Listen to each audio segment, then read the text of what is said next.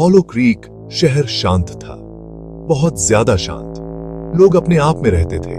वे पहाड़ी पर बने उस घर के बारे में कभी बात नहीं करते थे। ब्लैकवुड मेंशन, वे इसे कहते थे, एक विक्टोरियन हवेली जो कभी भव्य थी, अब खंडहर हो चुकी है। इसकी खिड़कियां खाली आंखों की तरह शहर को घूरती रहती थीं। बच्चों ने अजीब रोशनी और घर से निकलने वाली भयानक आवाजों के बारे में फुसफुसाते हुए सुना, लेकिन बड़े लोग बस अपना सिर हिलाते थे और जल्दी से वहां से चले जाते थे। ब्लैकवुड मेंशन रहस्य रखता था। वे जानते थे, रहस्य सबसे अच्छा आबाद छोड़ दिया। सालों तक एक बूढ़ी औरत ब्लैकवुड मेंशन में रहती थी। वे उसे ओल्ड मैगी कहते थे। उसने शायद ही कभी घर छोड़ा हो। जब उसने किया तो उसकी निगाहें घबराहट से इधर उधर भागीं।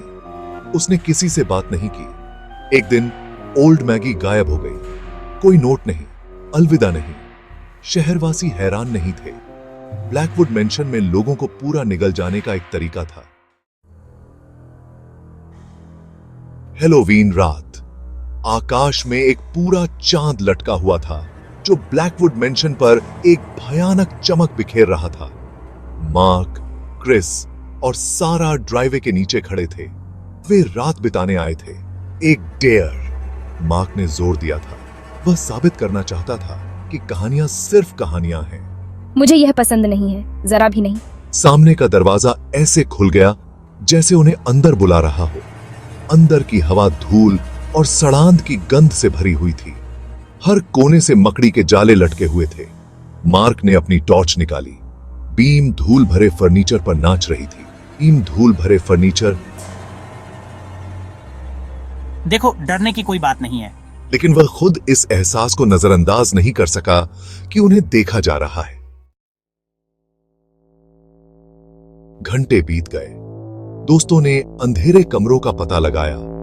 उनकी हंसी खामोश घर से गूंज रही थी, लेकिन सन्नाटा हमेशा लौटता रहा, गहरा, भारी।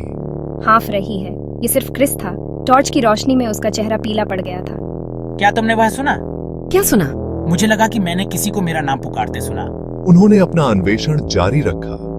हर चरमराती सीढ़ी और सरसराते हुए पर्दे ने तनाव को बढ़ा दिया। सन्नाटा उनकी अपनी चिंतित सांसों से ही टूट रहा था। ऐसा लग रहा था जैसे घर उन पर दबाव बना रहा हो, उन्हें अपने अंधेरे और रहस्यों से घुट रहा हो। सारा को काशिश थी कि वे कभी नहीं आए होते। सारा, मार्क और क्रिस से पीछे रह गई। वह बेचैन महसूस कर रही थी। दोस्तों, रुको। एक ठंडी हवा उसके गाल से टकराई। वह मुड़ी, लेकिन वहां कुछ भी नहीं था। घर के विशाल खालीपन में उसकी आवाज गूंज उठी। उसे एक बढ़ता हुआ डर महसूस हुआ। कुछ सही नहीं था। दोस्तों, रुको। उसने यह फिर से सुना, उसका नाम, फुसफुसाते हुए, धीरे से, लेकिन निश्चित रूप से उसका नाम। ऐसा लग रहा था जैसे यह दालान के अंत से आ रहा हो। एक दरवाजा अजर पड़ा था जिसमें से पीली चांदनी की एक किरण अंदर के अंधेरे को रोशन कर रही थी। डर ने उसे आगे बढ़ाया। उसे देखना था कि वहां कौन है। Section 6, the mirror gauge. सारा ने दरवाजा खोला। दरवाजे की चरमराहट ने सन्नाटे को तोड़ा। कमरा अंधेरा था, सिवाय एक अलंकृत पूरी लंबाई वाले दर्पण से निकलने वाली चांदनी के। चांदनी ने दर्पण को एक रहस्यमय आभा दी। हवा में भारीपन था, एक अनदेखी उपस्थिति के साथ घना था। ऐसा लग रहा था जैसे कोई अदृश्य शक्ति वहां मौजूद हो। सारा की सांस उसके गले में फंस गई। उसने अपने दिल की धड़कन को तेज होते हुए महसूस किया। उसने अपनी रीढ़ की हड्डी में एक ठंडी कंपकंपी महसूस की। यह कंपकंपी उसके पूरे शरीर में फैल गई। वह इसे व्याख्यायित नहीं कर सकती थी, लेकिन उसे ऐसा लग रहा था जैसे वह किसी प्राचीन और दुष्ट चीज की उपस्थिति में खड़ी है। उसकी आंखें डर से चौड़ी हो गईं। वह एक अनदेखी शक्ति द्वारा खींची गई दर्पण के करीब एक कदम उठाई। उसके कदम धीमे और अनिश्चित थे। उसका प्रतिबिंब उसे घूर रहा था। उसकी आंखें दहशत से फैली हुई थीं। यह दृश्य उसे और भी भयभीत कर रहा था। या यह उसका प्रतिबिंब था? उसने खुद से सवाल किया।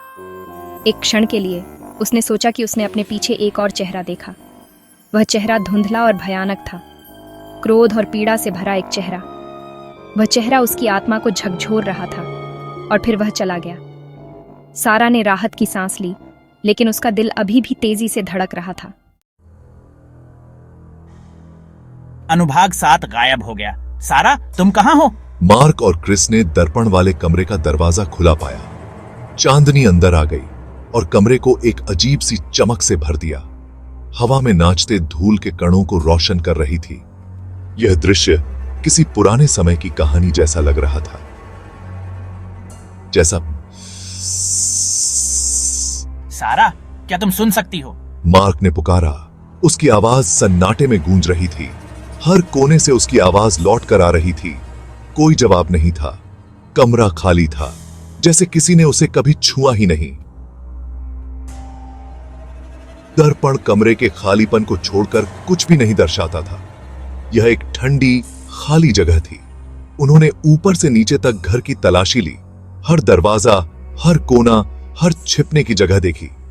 सारा के लिए उनकी पुकार हर गुजरते पल के साथ और अधिक उन्मत्त होती गई।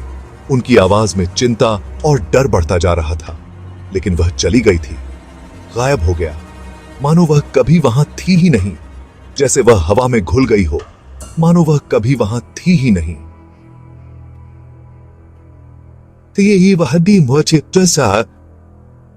हवा में घुल गई हो। मार्क को ठंड लग रही थी और इसका पुराने घर में ड्राफ्ट से कोई लेना देना नहीं था। यह ठंड उसके अंदर से आ रही थी। वह एक ऐसी निश्चितता के साथ जानता था जिसने उसे हड्डी तक ठंडा कर दिया था कि वे सारा को नहीं ढूंढ पाएंगे। यह एक अजीब और भयानक सच्चाई थी। इस घर में नहीं, कभी नहीं। यह घर अब एक रहस्य बन गया था और सारा उसका हिस्सा। धारा 8, अनुत्तरित प्रश्न। पुलिस ने ब्लैकवुड मेंशन की तलाशी ली। यह एक पुराना, रहस्यमय घर था जो कई कहानियों और अफवाहों का केंद्र रहा है। उन्हें कुछ भी नहीं मिला। हर कोना, हर दराज खाली था, जैसे किसी ने जानबूझकर सब कुछ छुपा दिया हो। संघर्ष का कोई संकेत नहीं। सब कुछ शांत और स्थिर था, जैसे समय ने यहां रुकने का फैसला किया हो। कोई जबरन प्रवेश नहीं, कोई सारा नहीं। शहरवासी फुसफुसाए। वे एक दूसरे से सवाल पूछ रहे थे, लेकिन किसी के पास जवाब नहीं था। वे हमेशा से जानते थे कि कुछ बुरा होगा। यह एक अजीब सी भावना थी जो उनके दिलों में बसी हुई थी। ब्लैकवुड मेंशन ने अपने रहस्यों को कभी नहीं जाने दिया। यह घर हमेशा से एक पहेली रहा है, एक ऐसा स्थान जहां सच्चाई और कल्पना का मेल होता है, या आत्माओं ने दावा किया।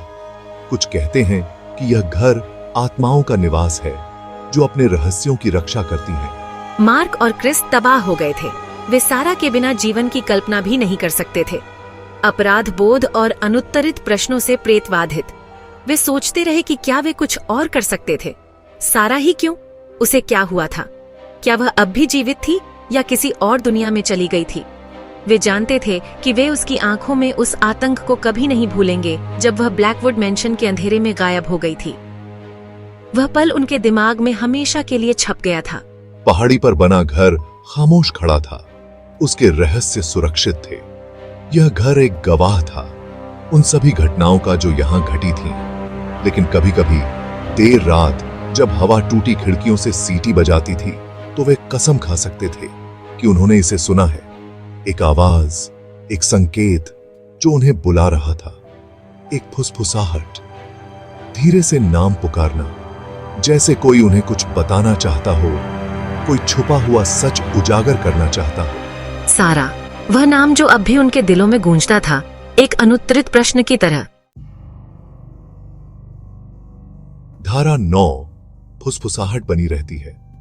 पुराना घर अब भी पहाड़ी पर खड़ा है, एक निरंतर अनुस्मारक कि एक शांत दिखने वाले पहलू के नीचे अंधेरा छिपा हो सकता है।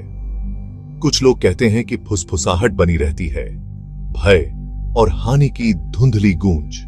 ब्लैकवुड मेंशन हॉलो क्रीक शहर पर पहरा देता है, अपने भयानक रहस्यों का एक मूक संरक्षक।